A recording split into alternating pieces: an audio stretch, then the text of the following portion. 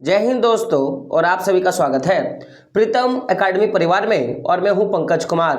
तो आज की इस वीडियो पे बात करेंगे क्लास 10th का हिंदी ए का जो 30 नवंबर को साप्ताहिक बोर्ड परीक्षा यानी कि वीकली टेस्ट पेपर होने वाला है ना, इसके इंपॉर्टेंट प्रश्नों के वीडियो नंबर 2 पे बात करेंगे। इससे पहले हम लोगों ने सेट 1 पर बात कर लिया, जिसके वीडियो का लिंक आपको हमारे क्लास 10th का जो साप्ताहिक बोर्ड परीक्षा का जो प्लेलिस्ट बना हुआ है ना, वहां पे आपको देखने के लिए मिल जाएगा। तो बात करते हैं सेट 2 पर।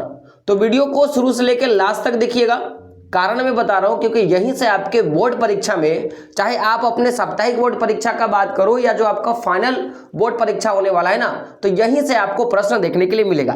तो देर नहीं करते हुए वीडियो को शुरू करते हैं। तो सबसे पहला प्रश्न है, तो सबसे पहला प्रश्न आप देख सकते हो आपके स्क्रीन पर यह रहा। प्रश्न क्या है कि एक कहानी यह भी पाठ के लेखक कौन है। तो इस पाठ के लेखक है मनु भंडारी। ऑप्शन नंबर आपका क्या होगा? 2 जो होगा आपका सही हो जाएगा। चलिए आगे बढ़ते हैं। अगला प्रश्न है आपका कि एक कहानी यह भी पाठ में किसकी कहानी वर्णित है, यानी कि किसके कहानी के बारे में बताया गया है। तो स्वयं जो पाठ के लेखक है ना मनु भंडारी, इसी की जो है कहानी पूरे के पूरे पाठ में आपको देखने के लिए मिलेगा। तो ऑप्शन नंबर 1 आपका क्या होगा? सही होगा। अगला प्रश्न है आपका कि एक कहानी यह भी पाठ में किस शहर का वर्णन है। तो इसमें अजमेर शहर का वर्णन है, और अजमेर है कहां पे? तो राजस्थान में। ये बात याद रखिएगा। अगला प्रश्न है आपका कि लेखिका की मां हमेशा भयभीत क्यों रहती थी। जो लेखिका की मां है वो हम यानी कि मनु भंडारी की जो माता जी है ना, वो हमेशा डरी हुई क्यों रहती है। ऑप्शन क्या है? समाज के लोगों के डर के कारण, पिताजी के आर्थिक नुकसान के कारण, पिताजी के क्रोध के कारण, अपने भविष्य की चिंता के कारण। तो जो मनु भंडारी जी के पिताजी थे ना, वो बहुत ज्यादा क्रोधी व्यक्ति थे, बहुत ज्यादा गुस्सेल प्रवृत्ति के व्यक्ति थे। तो उनके क्रोध के कारण ही जो लेखिका की मां है ना, हमेशा क्या करती थी? भयभीत रहती थी। अगला प्रश्न है कि देश की आजादी के आंदोलन में लेखिका ने क्या क्या कार्य किए थे। तो ऑप्शंस क्या है? जुलूस में भाग लिया, भाषण दिया, विद्यालय में छात्रों से हड़ताल करवाई, इनमें से सभी। तो देखिए ये तीनों काम जो है किया था। तो ऑप्शन नंबर 4 आपका क्या होगा? सही होगा। अगला प्रश्न है लेखिका के जीवन में शीला अग्रवाल का क्या योगदान है। तो देखिए शीला अग्रवाल जो है ना, वो लेखिका की अध्यापिका थी, उनको पढ़ाने वाले क्लास टीचर थी, उनकी टीचर थी। तो उनसे उनके जीवन में क्या योगदान रहा या क्या प्रभाव रहा। तो ऑप्शंस क्या लिखा? ऑप्शंस क्या है कि लेखिका लेखन के प्रति लेखिका की रुचि पैदा हो गई, अच्छे साहित्य की परख उनके माध्यम से हुई, देश की आजादी के आंदोलन में सक्रिय भाग लिया। तो ये तीनों काम जो है वो अपनी जो है जीवन में शीला अग्रवाल से उन्होंने सीखा था। तो ऑप्शन नंबर आपका क्या होगा? 4 जो होगा आपका सही हो जाएगा। अगला प्रश्न है आपका कि लेखिका मनु भंडारी को लेखन की प्रेरणा किससे मिली है।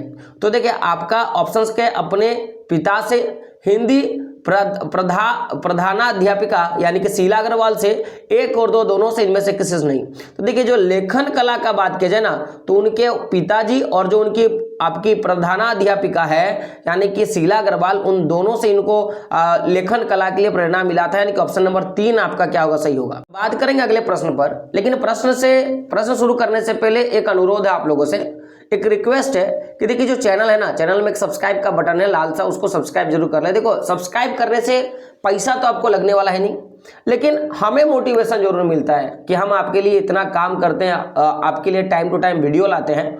थोड़ा अगर आप सब्सक्राइब कर देते हो ना, तो हमें इससे मोटिवेशन मिलता है, और आपके अच्छे अच्छे कमेंट सुनकर हमें ज्यादा मात्रा में काम करने के लिए आपको हमें अच्छा लगता है। तो थोड़ा सब्सक्राइब कर दीजिए, ठीक है। अगला प्रश्न है आपका कि लेखिका के पिता द्वारा लिखे गए शब्दकोश से उन्हें किसकी प्राप्ति हुई है। तो यश और प्रतिष्ठा की, धन एवं संपदा की, सरकार द्वारा मान सम्मान की, और मंगला परितोष पुरस्कार की। तो देखिए आपका जो 8 नंबर का आंसर क्या हो जाएगा ना, यश और प्रतिष्ठा की जो है उनको जो है प्राप्ति हुई है। लेखिका के पिता द्वारा जो लिखे गए शब्दकोश है ना, उनसे उनको यश और प्रतिष्ठा जो है मिला है। अगला प्रश्न है आपका कि लेखिका ने अपनी मां को कैसे बताया। तो साधारण है ना, नासमझ, व्यक्तित्व विहीन और पराश्रित। तो देखिए यहाँ पे समझेगा कि लेखिका ने जब अपने माँ के बारे में लिखा ना, तो उन्होंने लिखा कि उनकी जो माँ है ना, उनकी कोई भी उनका व्यक्तित्व नहीं है, यानी कि उनका खुद का कोई नाम नहीं है, तो वो व्यक्तित्व विहीन जो है उन्होंने बताया था। अगला प्रश्न है कि लेखिका के अनुसार उनके पिता की सबसे बड़ी दुर्लभता क्या थी? तो यश की चाह, समाज के प्रतिष्ठा बढ़ाने वाले काम है ना, विशिष्ट बनकर जीतने की इच्छा, और इनमें सभी। देखिए ये जो सभी काम है ना, ये कहीं ना कहीं उनके पिताजी की दुर्बलता था, ऐसा लेखिका का मानना है। तो ऑप्शन नंबर आपका क्या होगा? 4 जो होगा आपका सही होगा। आगे बढ़ते हैं। अगला प्रश्न है आपका कि कॉलेज की प्रिंसिपल ने लेखिका के पिता को किस कारण पत्र लिखा? तो आपके ऑप्शंस क्या है कि लेखिका की गतिविधि की शिकायत करने के लिए, लेखिका की प्रशंसा करने के लिए, लेखिका द्वारा पढ़ाई लिखाई ना करने के लिए, और विद्यालय में उपस्थित ना होने के लिए। तो देखिए जो भी लेखिका की जो स्कूल में जो भी गतिविधियां थी ना, उनको देखकर जो स्कूल के प्रिंसिपल है उन्होंने क्या किया था? उनके पिता को पत्र लिखा था। तो ऑप्शन नंबर 1 आपका क्या होगा? सही होगा। अगला प्रश्न है आपका मनु भंडारी की हिंदी प्रधानाध्यापिका का क्या नाम था? तो अभी हम लोगों ने पढ़ा था कुछ देर पहले, मैंने बार बार बोला है शीला अग्रवाल। ठीक है। अगला प्रश्न है लेखिका के घर का वातावरण कैसा था? तो देखिए यहाँ पे क्या था? अतिथि सत्कार प्रिय वातावरण था, यानी कि उनके घर में अगर कोई मेहमान जाता था ना, तो उनका बहुत ज्यादा सत्कार हुआ होता था। तो आपको ऑप्शन नंबर आपका क्या होगा? 2 जो होगा सही होगा। चलिए बात करते हैं अब कुछ हम लोग जो है और कुछ ऑब्जेक्टिव प्रश्नों पे बात करते हैं। तो देख सकते हो यहाँ पे प्रश्न है आपका कि सन 1942 के आंदोलन के बाद देश का वातावरण कैसा था? तो आजादी की प्रतीक्षा वाला, अनिश्चितता का है ना, मतभेद का, स्वतंत्रता संग्राम में भाग लेने वालों की होड़ भरा था। तो 1942 में क्या हुआ था कि आंदोलन चलने वाला था, तो जिसके कारण वहां का जो वातावरण था ना, वो स्वतंत्रता संग्राम में भाग लेने वालों की क्या था? होड़ भरा हुआ था कि मुझे दे दो, हमें दे दो, ऐसा था। अगला प्रश्न है आपका कि लेखिका के पिता को लड़कियों का कैसा रंग पसंद है? तो देखिए गोरा, कैसा? गोरा रंग जो है उनको पसंद था। तो ऑप्शन नंबर 2 आपको क्या होगा? सही होगा। अगला प्रश्न है लेखिका की बड़ी बहन का क्या नाम था? तो लेखिका की जो बड़ी बहन था ना, उनका नाम था सुशीला। क्या नाम था आपका? सुशीला। ऑप्शन नंबर 3 आपका क्या होगा? सही होगा। अगला प्रश्न है लेखिका ने अपने पिता के शक्की स्वभाव का क्या कारण बताया है? तो आपका ऑप्शन क्या है कि अपनों द्वारा विश्वासघात, पत्नी के बुरे चाल चलन के कारण, बच्चों द्वारा चोरी करना, नौकरी छूट जाने के कारण। तो ये जो शक्की स्वभाव था उनके पिताजी, तो उनका कारण क्या बताया कि उनको अपनों ने बहुत ज्यादा विश्वासघात किया है। तो ये ऑप्शन बताया। तो ऑप्शन नंबर 1 क्या होगा? सही होगा। अगला प्रश्न है कि डॉक्टर साहब कौन थे? तो लेखिका के संबंधी, उनके पारिवारिक चिकित्सक, स्वतंत्रता सेनानी, लेखिका के पिता के मित्र। तो आंसर क्या होगा? ऑप्शन नंबर 4 लेखिका के पिता के जो मित्र थे उनको जो है डॉक्टर साहब जो है कहा गया।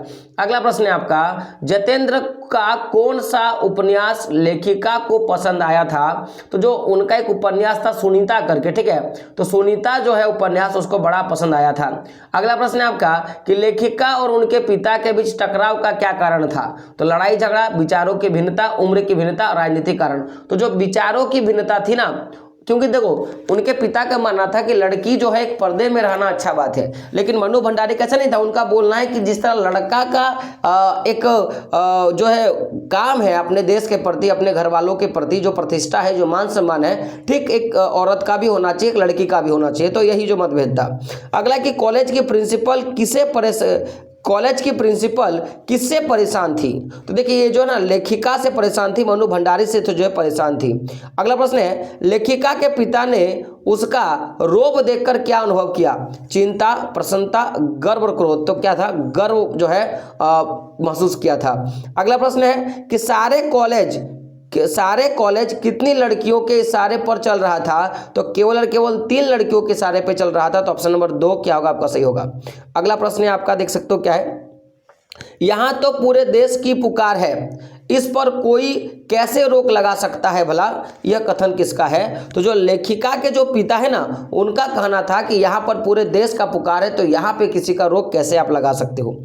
अगला प्रश्न है आपका कि यहाँ किस डॉक्टर साहब का जिक्र है? तो श्री जो है आपका श्री आमबाला, और ये कौन था? तो लेखिका के पिता का कौन था? मित्र था, याद रखिएगा। अगला प्रश्न है आपका लेखिका कहाँ के भाषण की चर्चा कर रही थी? तो लेखिका जो है अजमेर में जो भाषण हो रहा था वहां पर चर्चा कर रही थी। अगला है, यहाँ डॉक्टर साहब ने किसकी प्रशंसा की थी? डॉक्टर साहब ने जो है ना लेखिका के द्वारा जो भाषण दिया गया था उसका प्रशंसा हुआ है। और यहाँ पे है कि विशिष्ट का क्या अर्थ होता है? तो विशिष्ट का अर्थ होता है असाधारण। क्या होता है? असाधारण, याद रखिएगा।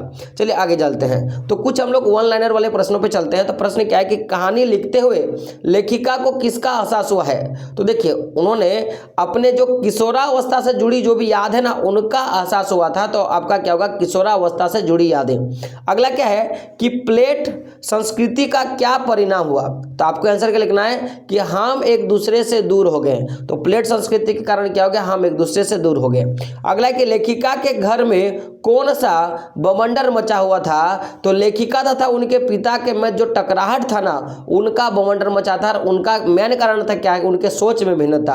अगला है कि रंगों में खून की जगह लावा बहने से क्या तात्पर्य है? तो रगों में खून, देखिए यहाँ पे क्या रंगों ने क्या रगो, रगो माने क्या? तो नस। तो रगों में खून की जगह लावा बहने से क्या तात्पर्य है? तो अत्यधिक जोश एवं उत्साहित होना। इसका अर्थ होगा कि आपके रगों में यानी कि आपके नसों में खून नहीं बल्कि लावा, लावा जो है यानी कि जो आग का जो है मन बोल सकते हैं कि आग से जला हुआ जो चीज होता है ना वो आपका बह रहा है। अगला क्या है कि लेखिका के पिता के स्वभाव को क्रोधित किसने बताया है? तो किसने बना दिया है? तो आर्थिक तंगी के कारण। तो आर्थिक तंगी ने जो है ना उनको ज्यादा क्रोधी बना दिया है। अगला क्या है कि लेखिका को अपने अस्तित्व का एहसास कब हुआ? तो बड़ी बहन तथा भाई की छत्र छाया से हटने के बाद जो है उसको अपने अस्तित्व के बारे में पता चला। अगला है कि घर की दीवारों का पूरे मोहल्ले तक फैलने से क्या आशय है? तो सारे मोहल्लों को घर जैसा मान लेना, यही इसका जो है अर्थ होगा। अगला क्या, लेखिका के व्यक्तित्व पर सबसे ज्यादा किसका प्रभाव था? तो उसके पिता का और उसकी जो स्कूल की अध्यापिका था उसका। अगला प्रश्न क्या है कि लेखिका के माँ का स्वभाव कैसा है? तो सहनशीलता और व्यक्तित्वहीन जो है बताया गया था। अगला क्या है, लेखिका के पिता लेखिका को घर में रहने वाली बहसों में बैठने को क्यों कहते थे?